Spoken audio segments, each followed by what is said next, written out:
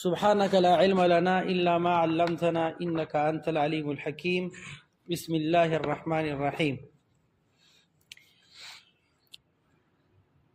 والعالم بجميع أجزائه محدث إذ هو أعيان وأعراض، فالأعيان ما له قيام بذاته وهو إما مركب أو غير مركب كالجوهر وهو الجزء الذي لا يتجزأ، والعرض ما لا يقوم بذاته ويحدث في الأجسام والجواهر كالألوان والأكوان والطعوم والروائح. اللہ کے فضل و کرم سے متن العقائد النصفیہ کے دورے کا یہ چھٹا درس ہے. یہاں سے الہیات کا سلسلہ شروع ہوا. تو الہیات میں سب سے پہلے اللہ تعالیٰ کی وجود پر دلیل بیان کر رہے ہیں. کس پر؟ اللہ تعالیٰ کی وجود پر دلیل بیان کر رہے ہیں. عبارت کا خلاصہ بیان کرتے ہیں، پھر آگے جا کر تھوڑا سا اس میں تفصیل اور تشریح کرتے ہیں. تو مصنف رحمہ اللہ فرماتے ہیں العالم بجمیع اجزائہ محدث، عالم اپنے تمام اجزاء کے لحاظ سے حادث ہے، یعنی ختم ہونے والا ہے، قدیم نہیں ہے. پہلے موجود نہیں تھا، پھر پیدا کیا گیا، اور بعد میں پھر اس پر پناہ آئے گی. حادث ہے، ختم ہونے والا ہے، فانی نہیں ہے. فانی ہے، باقی نہیں ہے. کیونکہ عالم جو ہے یا تو اعیان ہے یا اعراض ہے. عالم یا اعیان ہے یا اعراض ہے. اعیان اور اعراض دونوں حادث ہے، اور عالم ان اعیان اور اعراض سے بنا ہوا ہے. تو جو چیز حادث سے بنا ہو وہ خود ہی حادث ہوتا ہے. سمجھے کہ نہیں؟ لہذا عالم بھی حادث ہے. اعیان عین کی جمع ہے، کسے کہتے ہیں؟ ما لہ قیام بذاتہ، جس کا قیام بذاتہ ہی ہو، یعنی وہ خود مستقل طور پر قائم ہو، اس کا وجود کسی دوسری چیز کا محتاج نہ ہو.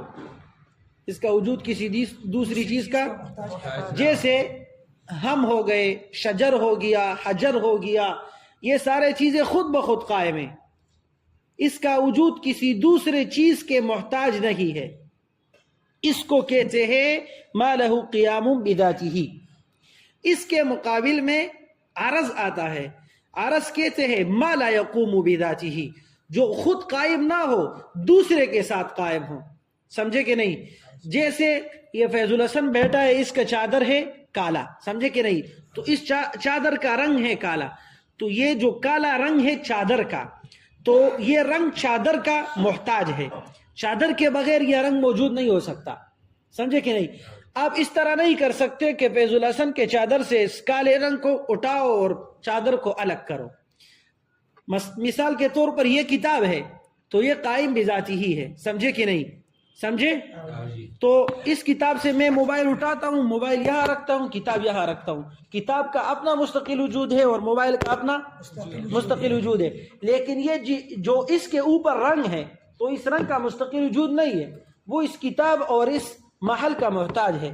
اس کتاب سے اس رنگ کو الگ نہیں کیا جا سکتا. اس کو عرض کہتے ہیں. سمجھے کہ نہیں؟ تو ایک کو عین کہتے ہیں اور دوسرے کو عرض کہتے ہیں. پھر عین کی دو قسمیں ہیں. عین کی دو قسمیں ہیں، یا مرکب ہوگا یا غیر مرکب ہوگا، یا مرکب ہوگا یا غیر مرکب ہوگا. سمجھے کہ نہیں؟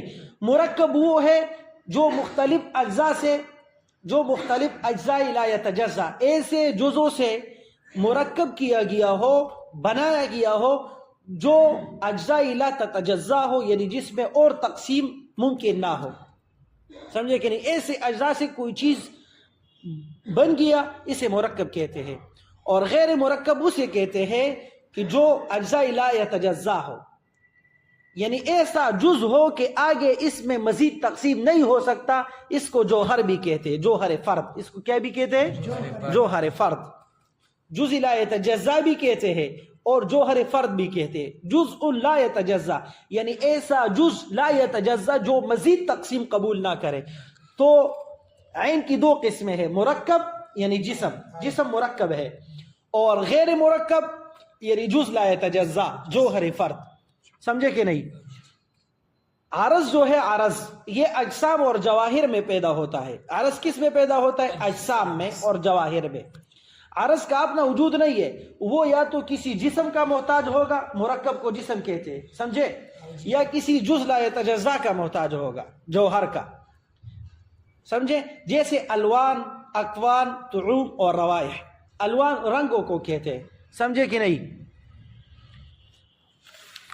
الوان اور اکوان اور طعوم اور روائح، تو یہ 4 چیزیں ہیں.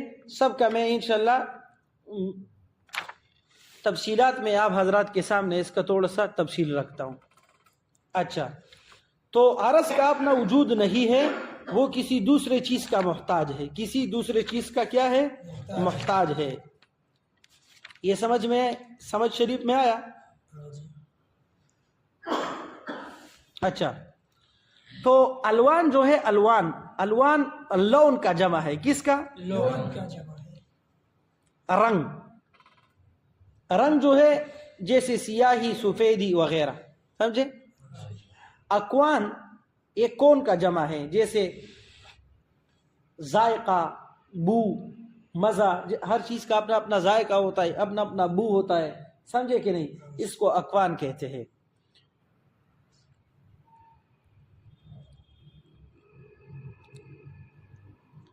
والطعوم والروائح، والطعوم، طعوم طعم کا جمع ہے. کس کا؟ اور روائح ہوا کو کہتے، سمجھے کہ نہیں؟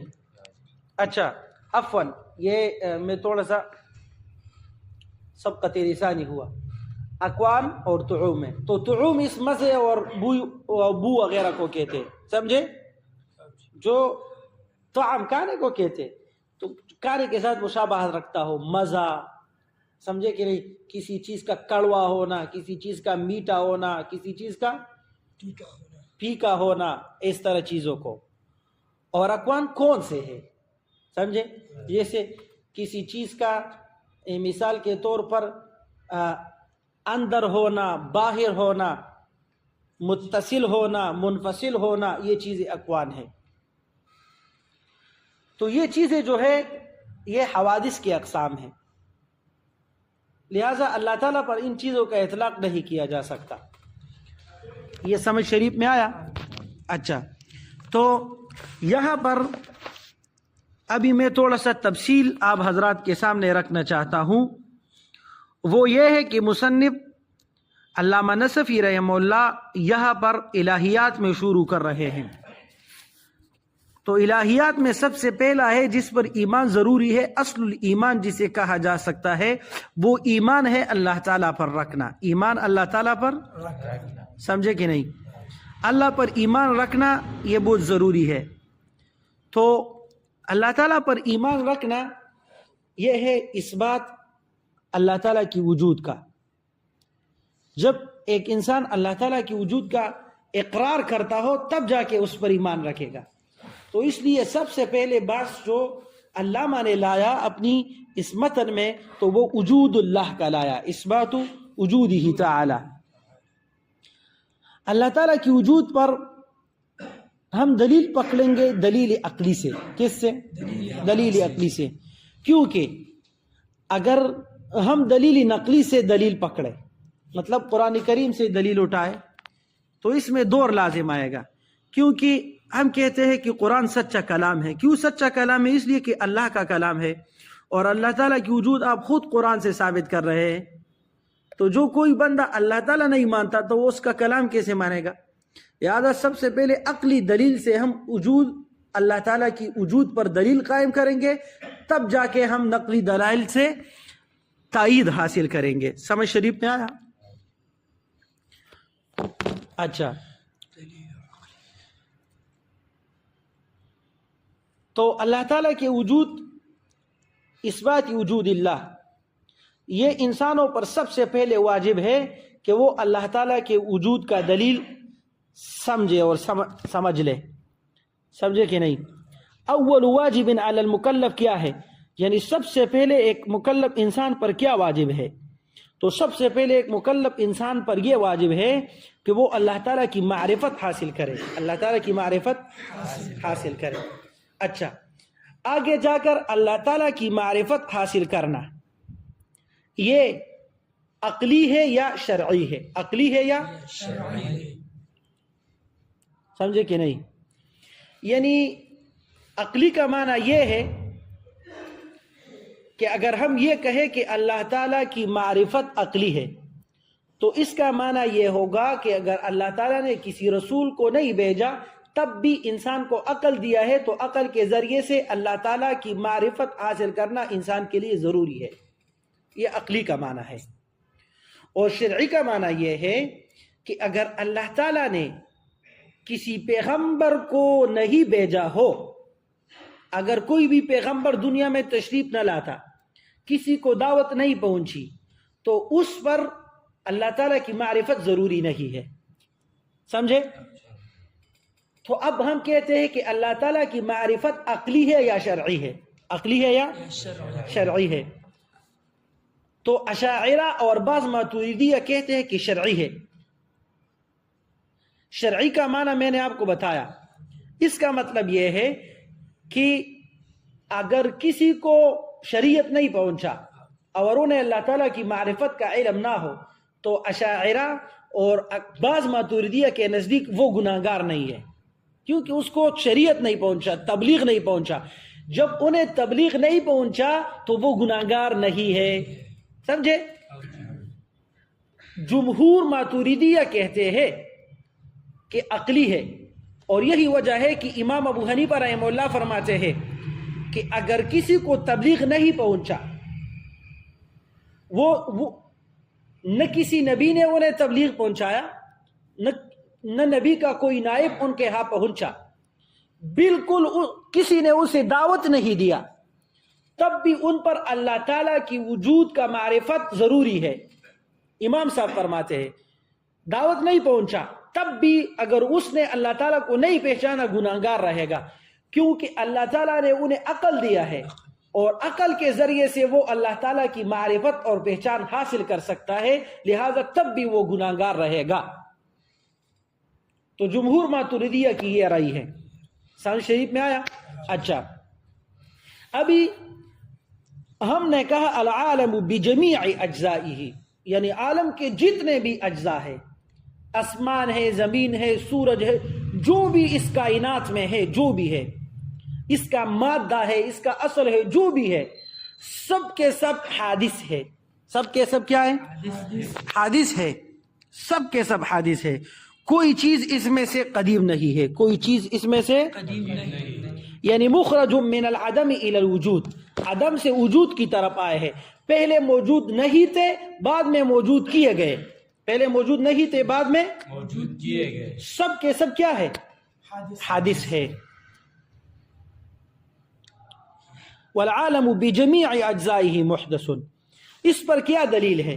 تو قرآن کریم میں تو حدوث العالم کہ یہ عالم حادث ہے، یعنی عدم سے وجود میں آیا ہے، پہلے موجود نہیں تھا بعد میں موجود کیا گیا۔ قرآن کریم کے بہت سے آیات میں یہ تفصیل سے بیان کیا گیا ہے، جیسے قرآن کریم میں اللہ تعالیٰ فرماتے ہیں ان فی خلق السماوات والارض واختلاف اللیل والنہار لآیات لأولی الالباب واختلاف اللیل والنہار والفلک التي تجری فی البحر بما ينفع الناس۔ یہ آیات کریمہ ایسی آیات کریمہ ہے کہ اس میں حدوث عالم کے مختلف نظائر اور مختلف عجائب و غرائب اس میں موجود ہے۔ انسان اسی ایک آیت میں غور و فکر کرے وہ اللہ تعالیٰ کی معرفت حاصل کرے گا، وہ اللہ تعالیٰ کی معرفت حاصل کرے گا، سمجھے کہ نہیں؟ اچھا، اس پر دلیل نقلی کیا ہے، دلیل عقلی کیا ہے؟ دلیل عقلی کا خلاصہ پہلے بیان کرتا ہوں پھر اس کا تفصیل کرتا ہوں۔ عالم حادث ہے، نو پیدا ہے، پہلے موجود نہیں تھا بعد میں پیدا کیا گیا، سمجھے کہ نہیں؟ اور جو بھی چیز محدث ہو، پیدا نہ ہو پھر پیدا ہو جائے تو اس کے لیے ایک پیدا کرنے والا ذات ضروری ہے، ایک محدث ضروری ہے اس کے لیے. بس اس عالم کے لیے بھی ایک محدث ضروری ہے جس نے اس کائنات کو پیدا کیا، اور یہی ذات اللہ تعالیٰ کی ذات ہے. اور یہی ذات پہلا مقدمہ یہ ہے العالم محدث، العالم والمحدث لا بد له من محدث، اذن فالعالم له محدث وهو اللہ تعالی.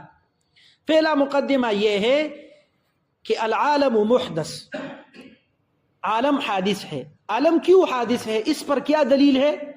اس پر دلیل یہ ہے کہ یہ عالم جو ہے کل ما سوی اللہ کو عالم کہتے ہیں. کل ما سوی اللہ، اللہ کے علاوہ جتنے چیزیں ہیں سب کو عالم کہتے ہیں. سب کو کیا کہتے ہیں؟ اچھا، تو یہ کل ما سوی اللہ، اللہ کے علاوہ جتنے بھی چیزیں ہیں سب کے سب دو قسموں پر مشتمل ہے. سب کے سب دو قسموں، یا اجسام ہے یا اعراض ہے. یا اجسام ہے، اجسام کو آیان بھی کہتے ہیں، میں نے آپ کو پہلے وضاحت کیا، سمجھے؟ تو جسم کہتے ہیں ما لہ قیام بذاتہ، جس کا قیام بذاتہ ہو، مستقل وجود ہو جس کا، یعنی جس کی طرف اشارہ حسیہ کیا جا سکتا ہے، جس کی طرف اشارہ حسیہ کیا جا سکتا ہے. سمجھے کہ نہیں؟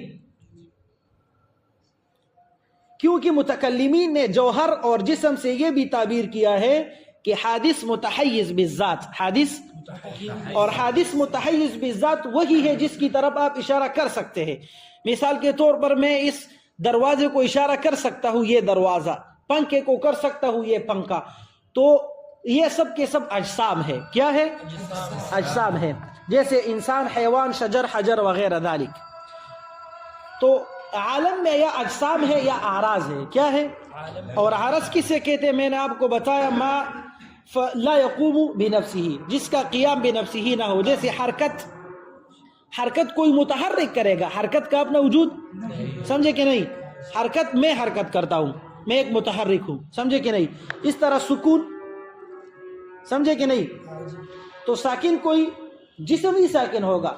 یہ برج ہی ساکن ہے، تو یہ ایک جسم ہے اس برجی کا، سمجھے کہ نہیں؟ جیسے الوان طعوم روائح، سمجھے؟ تو جسم مرکب ہے اجزاء سے. جسم کیا ہے؟ عالم دو چیزوں پر مشتمل ہے، یا اجسام ہے یا اعراض ہے. اور جسم مرکب ہے اجزاء سے. جسم کس سے مرکب ہے؟ اجزاء سے، سمجھے کہ نہیں؟ اچھا، اس پر دلیل یہ ہے کہ عالم دو چیزیں ہیں، اجسام اور اعراض. اعراض تو مشاہدے سے، ہم مشاہدے سے دیکھ رہے ہیں، اپنی آنکھوں سے دیکھ رہے ہیں کہ اعراض حادث ہے. ہم دیکھتے ہیں ایک انسان حرکت کرتا ہے، پہلے ساکن ہوتا ہے، بعد میں حرکت شروع کرتا ہے. حرکت آتا ہے سکون کے بعد، تو سکون زائل ہو کر حرکت آتا ہے، سمجھے کہ نہیں؟ یا ہم دیکھتے ہیں کہ ایک جگہ پر تاریکی ہے، تاریکی زائل ہو کر روشنی آتی ہے. مثال کے طور پر لائٹ بند کرے تو روشنی کے بعد تاریکی آیا، لائٹ لگاؤ تو تاریکی کے بعد، تو یہ ایک چیز آتا ہے تو دوسرا ختم ہوتا ہے. یہ اسی کو حادث کہتے ہیں. لہذا ہم مشاہدہ سے دیکھ رہے ہیں کہ بعض اعراض کیا ہے، ہم اپنے مشاہدہ کر چکے ہیں کہ وہ حادث ہے، ہم اپنی آنکھوں سے دیکھتے ہیں کہ وہ حادث ہے، سمجھے کہ نہیں؟ اور یہ ایک چیز ختم ہو کر دوسرا آ جائے، یہی دلیل ہے کہ یہ قدیم نہیں ہے، حادث ہے، ختم ہونے والا ہے، سمجھے؟ چلو، اور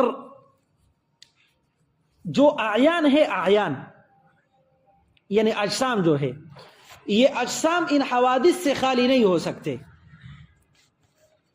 اور جو چیز حوادث سے خالی نہ ہو وہ خود ہی حادث ہوتا ہے. اجسام کیسے حوادث سے خالی نہیں ہوتے؟ ہم دیکھتے ہیں کہ ہر جسم حرکت اور سکون سے خالی نہیں ہو سکتا. جسم یا متحرک ہوگا یا ساکن ہوگا. حرکت اور سکون سے کوئی بھی جسم خالی نہیں ہو سکتا، سمجھے کہ نہیں؟ لہذا جسم خواہ مخواہ کسی نہ کسی مکان میں اور کسی نہ کسی حیز میں موجود ہوتا ہے. جب ایک جسم مثال کے طور پر یہاں پر ہے، سمجھے، اور آپ نے یہاں سے اٹھایا یہاں رکھ لیا، تو اس سے پہلے یہ جسم یہاں تھا، اس کے بعد یہاں پر آیا، سمجھے کہ نہیں؟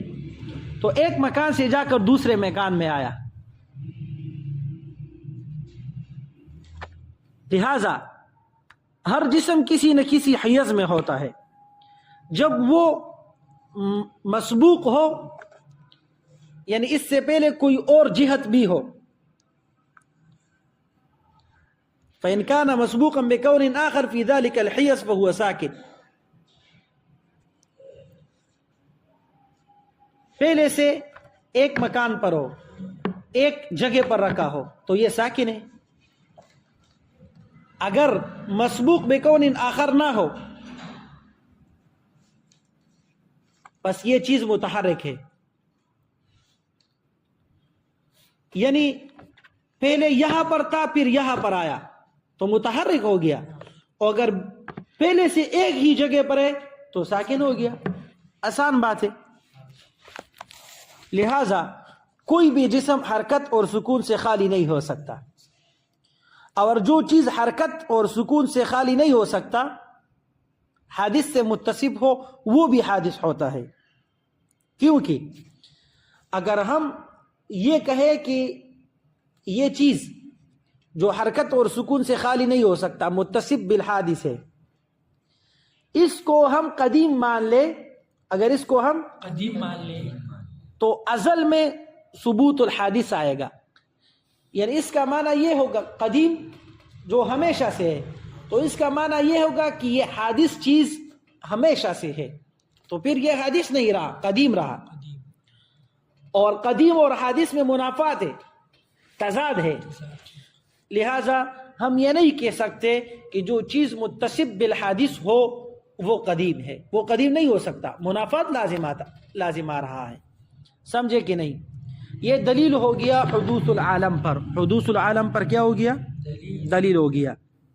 اچھا، تو یہ میں نے آپ کو کہا کہ یہ جو عالم ہے اس کے جتنے بھی قسم ہیں، چاہے اجسام ہے چاہے اعراض ہے. اجسام یا عین ہے اور یا جوہری فرد ہے، سمجھے کہ نہیں؟ اعراض 4 قسم کی ہے، سمجھے؟ یا الوان ہے، کیا ہے؟ یعنی رنگ ہے. یا اکوان ہے، جیسے اجتماع، افتراق، حرکت، سکون. اجتماع، افتراق، حرکت، سکون. یا طعوم ہے اور یا روائح ہے. تو یہ جتنے بھی اعراض ہے یہ بھی عالم کا قسم ہے، سمجھے کہ نہیں؟ اور یہ سب کے سب حادث ہے. سمجھ شریف میں آیا؟ اچھا، یہاں پر ایک بات یہ کیا گیا ہے کہ یہ جسم حیولہ اور صورت سے مرکب ہے یا اجزاء لا تتجزا سے. یعنی کیا حیولہ اور صورت سے مرکب ہے یا ایسے اجزاء سے جو تقسیم قبول نہیں کرتا. تو متکلمین کہتے ہیں کہ جسم جو ہے وہ اجزاء لا تتجزا سے مرکب ہے. یہ متکلمین کا نظریہ ہے. سمجھ شریف میں آیا؟ والمحدث للعالم هو اللہ تعالی. اس عالم کا پیدا کرنے والا ذات اللہ تعالی ہے. جب یہ بات ثابت ہو گیا کہ عالم محدث ہے، یعنی عدم سے وجود کی طرف آیا ہے، عدم سے وجود کی طرف آیا ہے، سمجھ شریف میں آیا؟ اور محدث کے لیے کوئی محدث ضروری ہے، محدث کے لیے کوئی محدث ضروری ہے. تو یہ محدث جو ہے خواہ مخواہ واجب ہوگا، وہ ممکن نہیں ہو سکتا. کیونکہ اگر ہم کہیں کہ اس محدث عالم کے لیے محدث ممکن ہے تو وہ بھی تو عالم کا قسم ہوا. جب ہم نے عالم کسی نے پیدا کیا ہے تو وہ پیدا کرنے والا ذات عالم میں داخل نہیں ہوگا، وہ کوئی ایسا ذات ہوگا جو واجب الوجود ہو، جس کا وجود ذاتی ہو، جس کا وجود کسی سے مستفاد نہ ہو، جو ہمیشہ سے ہو، سمجھے کہ نہیں، جس کا وجود ضروری ہو، ایسا ہی ذات اس عالم کے لیے محدث اور پیدا کرنے والا ہوگا۔ ممکن نہیں ہو سکتا، کیونکہ ممکن تو خود عالم کا قسم ہے، تو اس نے عالم کو کیسے پیدا کیا؟ ایک چیز اپنے آپ کو تو نہیں پیدا کر سکتا، سمجھے کہ نہیں؟ اچھا، بعض لوگ کہتے ہیں، ہم کہتے ہیں کہ محدث العالم قدیم ضروری ہے، عالم کو پیدا کرنے والا ضروری ہے کہ وہ قدیم ذات ہو، واجب الوجود ہو۔ بعض کہتے ہیں کہ ممکن ہے کہ وہ جائز الوجود ہو، یعنی کوئی ممکن ہو، مثلا یہ ممکن ہے، اس کو پیدا کیا اس ممکن نے، اس ممکن کو پیدا کیا اس ممکن نے، اس ممکن کو پیدا کیا اس ممکن۔ ہم کہتے ہیں کہ خواہ مخواہ آخری ممکن ایسا ہوگا جس کا پیدا کرنے والا کون ہوگا؟ واجب الوجود ہوگا، قدیم ہوگا، واجب الوجود ہوگا، ورنہ تسلسل لازم آئے گا۔ کیا لازم آئے گا؟ سمجھے کہ نہیں؟ یہ ممکن ہے خود، اس کا وجود اور عدم برابر ہے، اس کا وجود اور عدم برابر ہے، تو جب کوئی اس کو عدم سے وجود کی طرف لاتا ہے تو وجود کے لیے ایک ترجیح ضروری ہے، تاکہ ترجیح بلا مرجح لازم نہ آئے، اور یہ ترجیح دینے والا ممکن نہیں ہو سکتا، کیونکہ اس کا خود وجود اور عدم برابر ہے۔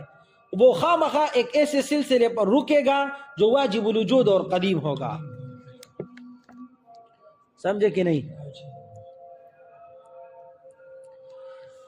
تو تسلسل باطل ہے، تسلسل پر بہت سے دلائل ہے۔ ایک اس پر دلیل ہے برہان تطبیق۔ برہان تطبیق کا مطلب یہ ہے کہ مثال کے طور پر ایک آج کا دن ہے، ایک کل کا دن ہے۔ مثال کے طور پر ہم نے دو سلسلے کو فرض کیا، ایک آج سے اور ایک کل سے، پرسوں کل سے، تو ایک درجہ فرق آیا کہ نہیں آیا؟ آج مثال کے طور پر کون سا تاریخ ہے؟ 14، اور کل تک 13، ٹھیک ہے، تو 13-14 میں ایک درجے کا فرق آیا۔ ہم کہتے ہیں کہ تسلسل باطل ہے، خواہ مخواہ سلسلہ ایک پر جا کے رکے گی۔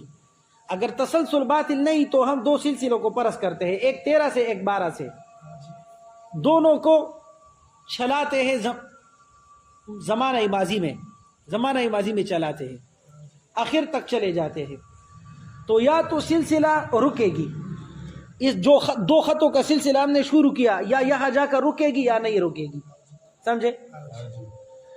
اگر رک جائے تو خواہ مخواہ ایک جو ہے بڑا ہو گیا، ایک چھوٹا ہو گیا۔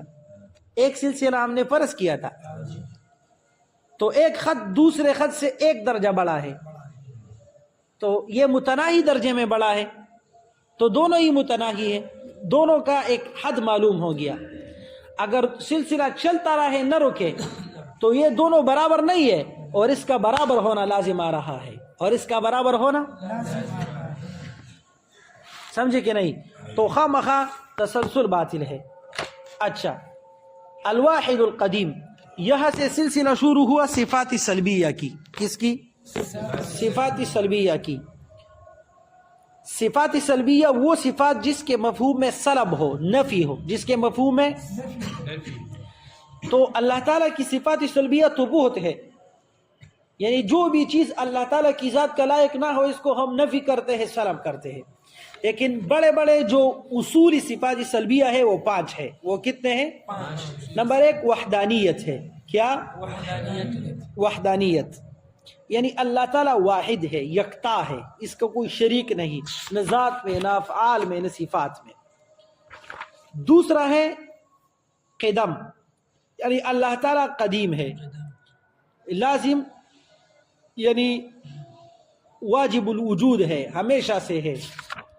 تیسرا بقا ہے، ہمیشہ باقی رہے گا۔ اور چوتھا قائم بالنفس ہے، قیام بالنفس۔ اور 5واں مخالفتہ للحوادث، حوادث کے مشابہ نہیں ہے، مخلوق کے مشابہ۔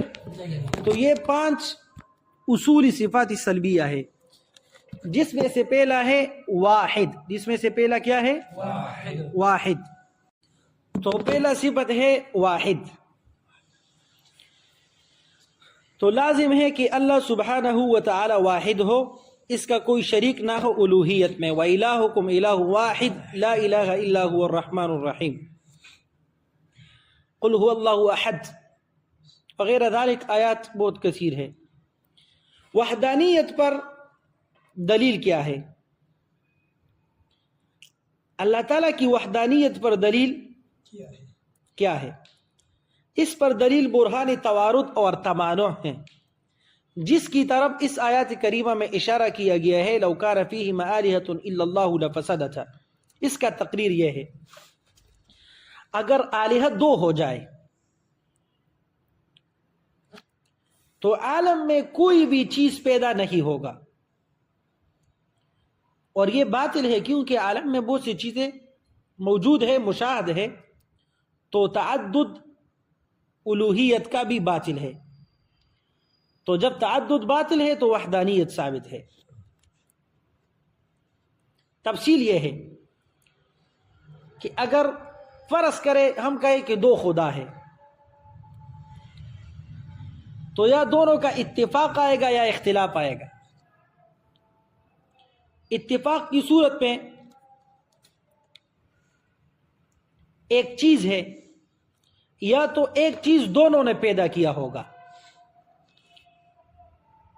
اور یا ایک پیدا کرے گا اور اس کے بعد اس چیز کو دوسرا پیدا کرے گا. اور تیسری صورت یہ ہے کہ بعض حصہ ایک پیدا کرے اور بعض حصہ، تینوں ہی باطل ہے. اگر ہم کہیں کہ یہ ایک ہی چیز دو خداؤں نے پیدا کیا تو ایک ہی چیز پر دو اثر آ گئے، اور ایک چیز پر دو اثر نہیں آ سکتے. دو مؤثرین کا اثر ایک چیز پر نہیں ہو سکتا، ایک کا اثر ہوگا ایک کا نہیں ہوگا. دوسری صورت بھی باطل ہے کیونکہ جب ایک نے پیدا کیا تو دوسرے کی پیدا کرنے کی ضرورت کیا ہے؟ ایک چیز پیدا ہے تو پیدا کو پیدا کرنا تو تحصیل حاصل ہے، یہ بھی باطل ہے.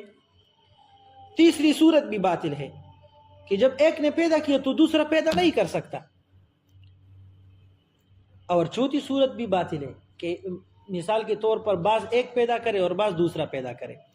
جو بعض حصہ ایک نے پیدا کیا وہ دوسرا پیدا نہیں کر سکتا تو دوسرا عاجز ہے، اور جب دونوں متساوی فرض کیا تو دونوں عاجز ہے. اس کو برہان توارد کہتے ہیں.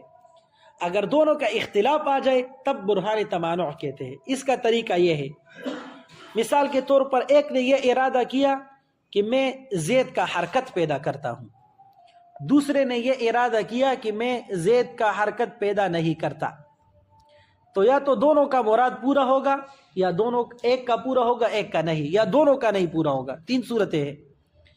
پہلا باطل ہے کہ دونوں کا مراد پورا ہو جائے. ایک کہتے ہیں میں زید کو حرکت دیتا ہوں، دوسرا کہتے ہیں میں نہیں دیتا، سکون دیتا ہوں. تو یہ اجتماعی ضدین ہے. ایک زید ہے یا متحرک ہوگا یا ساکن. ایک ہی وقت میں ایک ساعت پر متحرک اور ساکن نہیں ہو سکتا. دوسری صورت بھی باطل ہے کیونکہ جس کا مراد پورا ہو گیا وہ تو الہ ہو گیا، جس کا پورا نہیں ہوگا وہ عاجز ہو گیا. تیسری صورت بھی باطل ہے. سمجھے کہ نہیں؟ کہ کیونکہ ہم نے دونوں کو ایک جیسے فرض کیے ہیں تو ایک کا مراد پورا ہونا دوسرے کی عجز کی دلیل ہے، اور جب دونوں ہم نے مماثل فرض کیے تو گویا دونوں خدا نہیں رہے. خدا کے لیے قدرت کاملہ ضروری ہے. سمجھ شریف میں آیا؟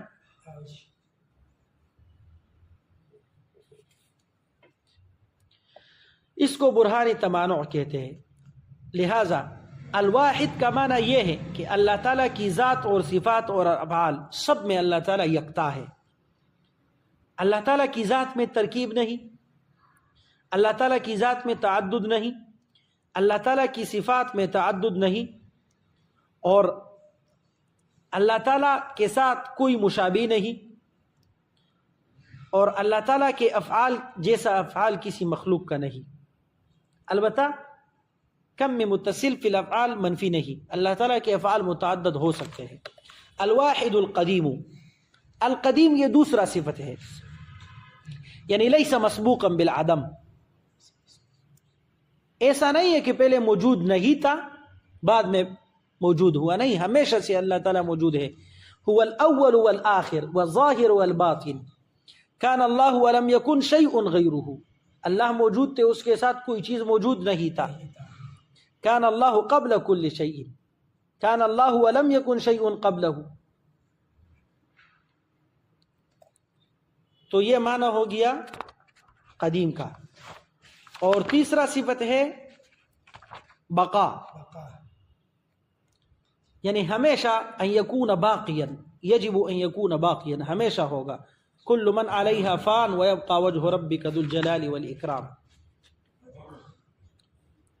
اور اللہ تعالی قائم بنفسہ ہے، اللہ لا الہ الا هو الحی القیوم. سمجھے کہ نہیں؟ اچھا، آگے جا کر مخالفتہ تعالی للحوادث لیس بعرض ولا جسم ولا جوہر. اس ہر ایک کا دلیل بھی ہے وحدانیت کا، بقا کا، قدم کا، لیکن ہم ہر چیز میں چلے جائیں گے تو یہ متن نہیں رہے گا، ایک شرح بن جائے گا. لہذا بس مختصر سا، لیس بعرض ولا جسم ولا جوہر ولا مصور ولا محدود ولا معدود. اللہ تعالیٰ عرض نہیں، جسم نہیں، جوہر نہیں، مصور نہیں، محدود نہیں، معدود نہیں. یہاں سے انشاءاللہ کل کے درس میں پڑھیں گے. ٹھیک ہے، آج کے لیے یہ کافی ہے.